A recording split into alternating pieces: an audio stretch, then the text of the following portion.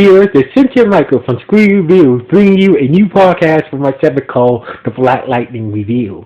And like always, I'm going to speak very loudly, very clearly, and very slowly, in case you don't understand me. Also, I'll try to do my best not to breathe too hard during this audio podcast recording as well, not to cause any audio feedback as well.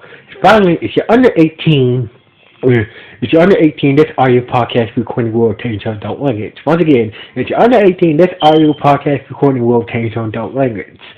Now, if you're over 18, that means you're good to watch this audio podcast recording. So anyway, let's get into the latest episode of Black Lightning. So anyway, this episode starts off at the school. We see Jefferson at the school hours in the daytime grading papers in his classroom. Out of nowhere, Lala shows up with a gun pointing at Jefferson. Jefferson was shocked to see that Lala was still alive. So basically Jefferson assumed that Lala got killed by Tobias. But turns out 2 months ago, the same doctor that Tobias Will had Lala brought back to life the first time, the same doctor that Tobias had bring Lala back the first time, brought Lala back to life a second time after finding his remains after he blew himself up. So basically the doctor who brought Lala back the first time brought him back the second time. So basically after Lala getting caught of this, he started to have problems about his memory of how his best friend died, named Earl. So basically, the doctor said maybe your old teacher might have the answers that you seek about your friend's death. So basically, that's why Lala's at the school, because he wanted answers of how his friend died. So basically, Lala's missing. The reason why Lala has Jefferson at gunpoint because he doesn't remember how his friend died. So basically Jefferson is the only person that that can help him remember how his friend died. So anyway, Lala. So basically, Jefferson was was kind of stunned to see Lala alive, and Lala shot Jefferson in the arm. But unfortunately, Jefferson can't use his powers because there's a camera in every classroom of Garfield High. So basically, Principal Larry put cameras in each classroom. So basically, Jefferson couldn't use his powers to secretly knock out Lala, but he managed to when Lala's back was turned, and when he's not in full build with the camera, he managed to use his powers to take out the bullet that was in his arm and seal his wound with his lightning powers. So anyway, while that was going on, and Anissa, Jennifer, and Lynn were at Danny's tailor shop where Danny was working on Jennifer's suit. So basically, Anissa, Danny, and her mother Lynn was making sure that her suit would be safe will attack her and make sure that she was safe. But Jennifer didn't care about that. She cared about her suit. Long time her suit looked good, and that's the only thing that mattered to her. So anyway, Gary. So basically, Gary was telling how important that you was trying to tell her how important it is for your suit how important is for your suit to be safe for you to use your powers with. So basically, he brought out Jefferson's old Black Lightning suit and explained that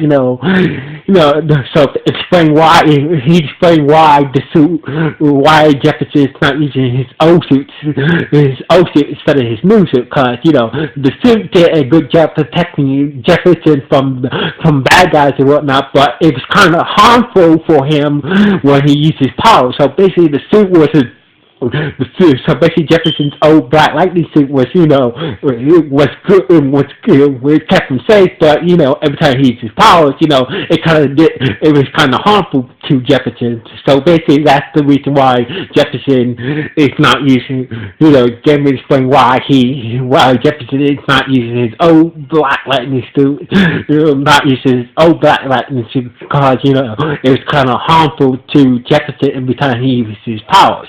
So anyway, while that was,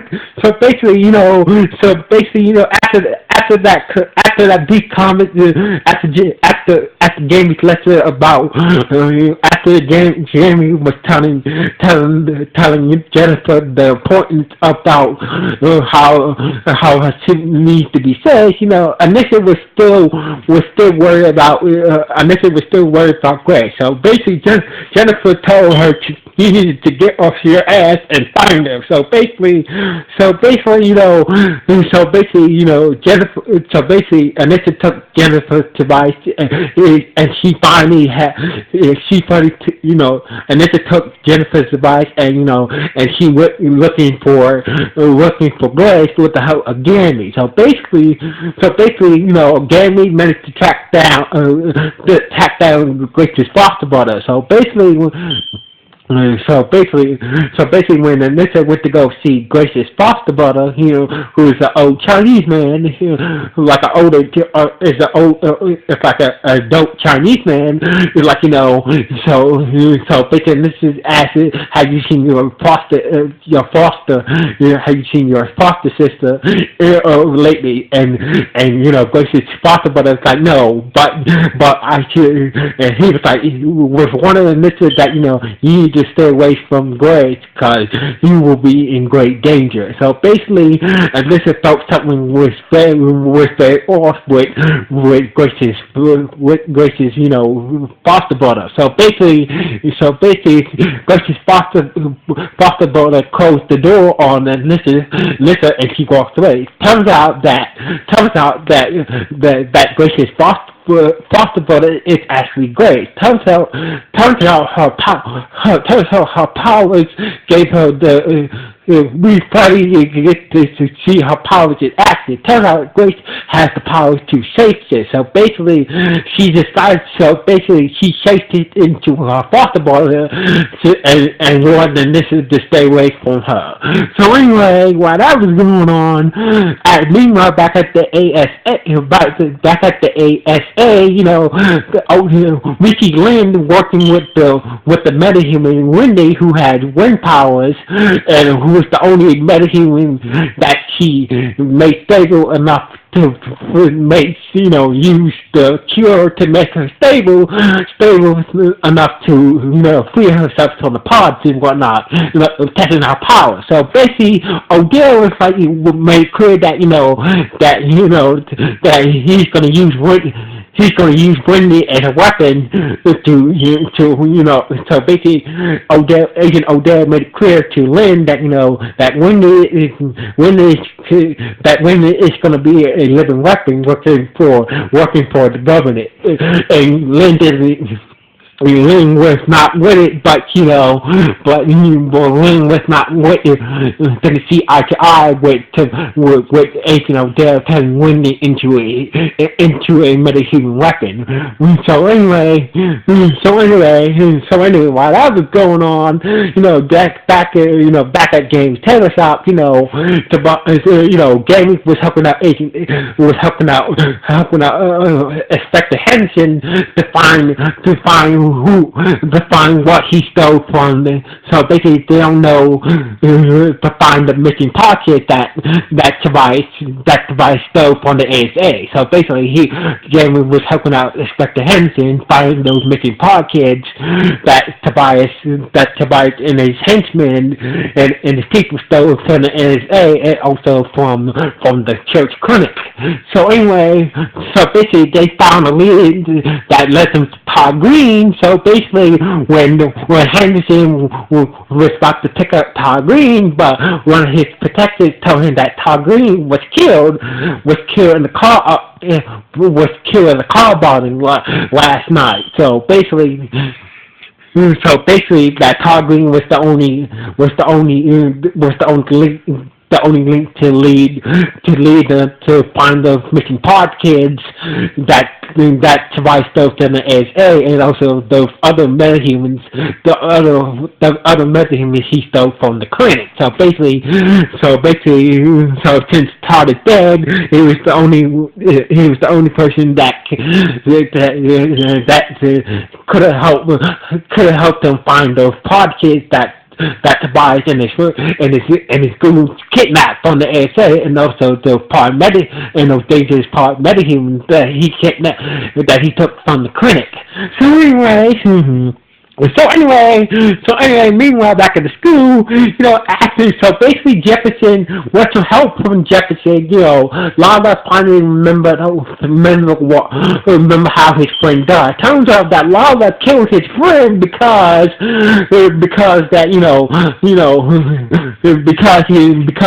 Tobias wanted his friend dead. So basically, turns out that Lala, that Tobias in the 100 posted Lala and his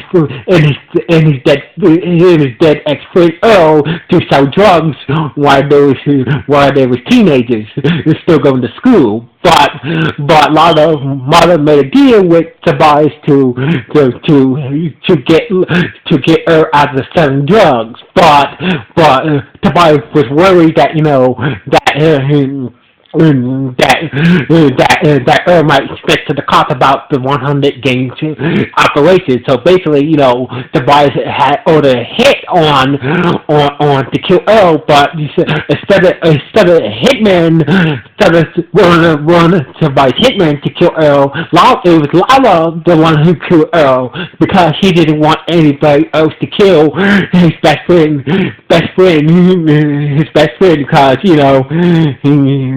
because because he might snitch to the cops. So basically, now Lala remember that he was the one who killed his best friend because of Tobias. So basically, he swore to get revenge on Tobias. So basically, Lala's on the mission to get revenge on Tobias Royal for making him kill his friend. So basically, when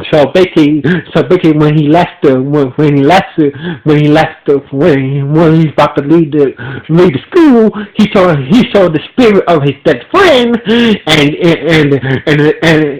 his spirit of his dead friend was tattooed over his body because of the reanimation process. So basically, every person that Lala kill in his life, become tattoos over his body because that was a side effect of the reanimation process. So basically, Jefferson was okay after Lala left to get revenge on Tobias for making him kill his best friend.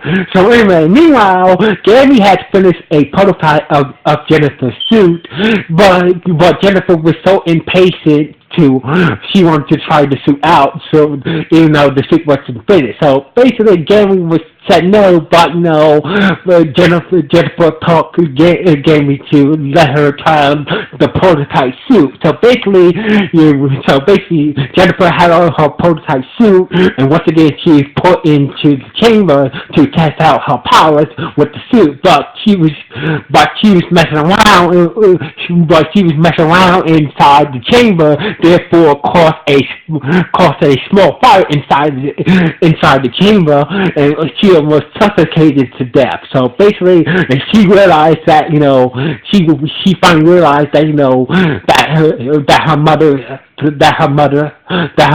her sister, and Uncle Gary was right to make sure that the suit was safe. So basically, after almost suffocating to death inside the chamber because of the unfinished prototype, because of her unfinished prototype suit, she decided to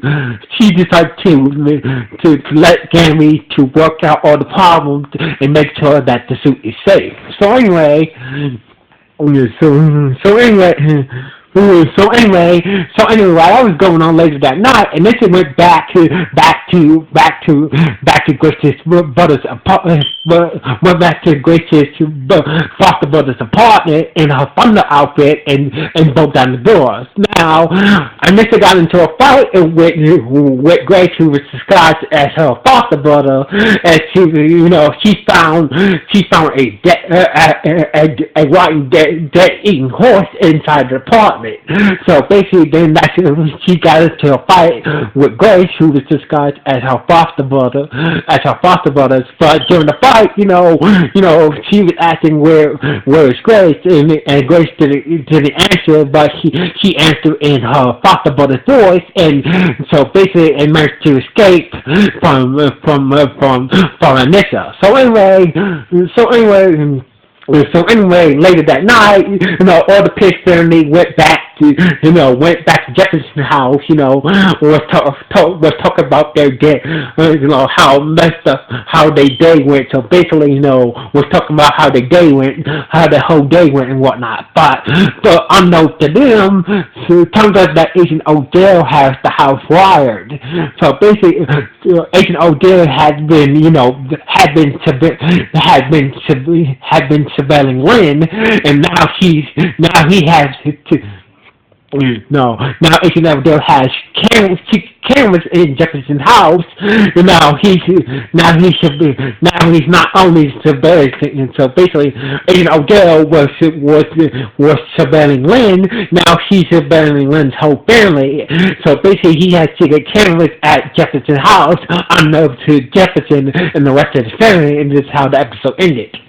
So anyway, this episode was not bad. This was a good episode. So basically, we finally got an